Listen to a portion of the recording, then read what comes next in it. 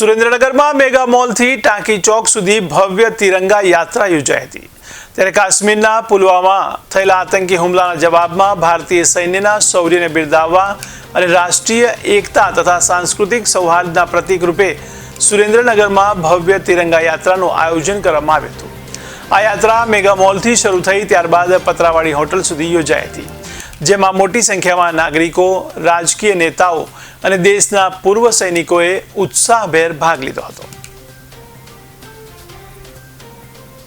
સુરેન્દ્રનગર જિલ્લા એકતા સમિતિ દ્વારા વિવિધ એસોસિએશનો, એક્સ આર્મી મેનો દ્વારા સુરેન્દ્રનગર જિલ્લા ખાતે એક ભવ્ય તિરંગા યાત્રા યોજવામાં આવી, જે મેગા મોલથી શરૂ થઈ સુરેન્દ્રનગર શહેરના રાજમાર્ગો ઉપર ફરી અને ટાંકી ચોક થઈ અને અહીંયા પતરાવાડી ચોક ખાતે આ યાત્રાનું ભવ્યાતિ ભવ્ય રીતે સમાપન થયું છે। આ યાત્રામાં વિવિધ સમાજના આગેવાનો, એક્સ આર્મી મેનો, સુરેન્દ્રનગરના તમામ સ્વૈચ્છિક સંગઠનો છે એના આગેવાનો આ યાત્રામાં જોડાયેલ।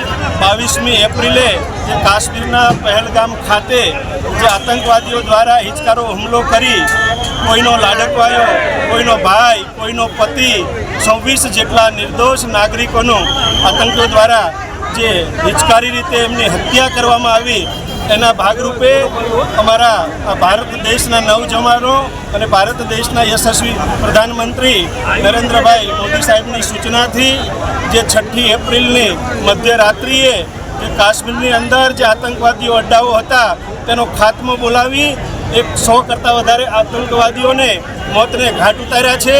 એ સિવાય પણ પાકિસ્તાનના એરબેઝો કે અન્ય એના જે આર્મીના કેમ્પો છે એના પર પણ ભારતના સૈન્યોએ પોતાનું કૌવત દેખાડી પોતાની તાકાત દેખાડી અને જે હુમલો કર્યો છે એના કારણે એક ભારતના જે અમારા નવજવાનો છે, અમારા જે સેના છે એનું આત્મબળ વધે, એનું મનોબળ વધે, એનો જુસ્સો વધે, એ પ્રકારે આ ઝાલાવાડવાસીઓએ ભવ્યથી ભવ્ય રીતે તિરંગા યાત્રા કાઢી યુવાનોને, આ દેશના નવયુવાનો એટલે કે આર્મી મેનોને અભિનંદન પાઠવા છે। દેશના પ્રધાનમંત્રી નરેન્દ્રભાઈ મોદી સાહેબને અભિનંદન પાઠવા છે।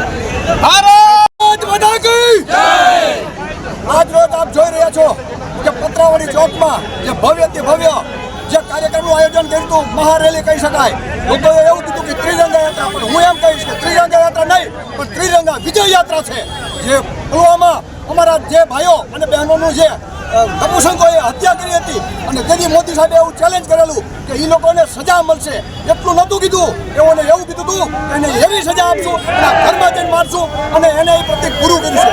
સૌપ્રથમ અમારા જે પુલવામા ભાઈઓ તથા બહેનો વીરગતિને પામ્યા છે, સાથોસાથ જ્યારે આ કાર્યક્રમ ચાલી રહ્યો હતો ત્યારે અમારા નવજવાનો પણ ઘણા બધા શહીદ થયા છે, તેમાં ભારતીય સેના અને પેરામિલિટરી ફોર્સના જવાનો બધા જ આમાં ઘણા બધા ભોગ લીધો છે।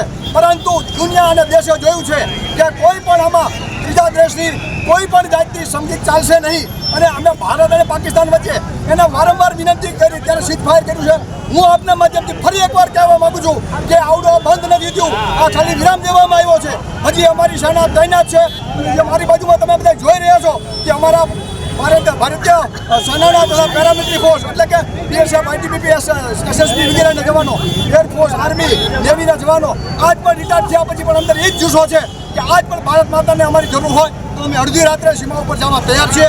જય જય ગરવી ગુજરાત, જય હિન્દ, ભારત માતા કી જય।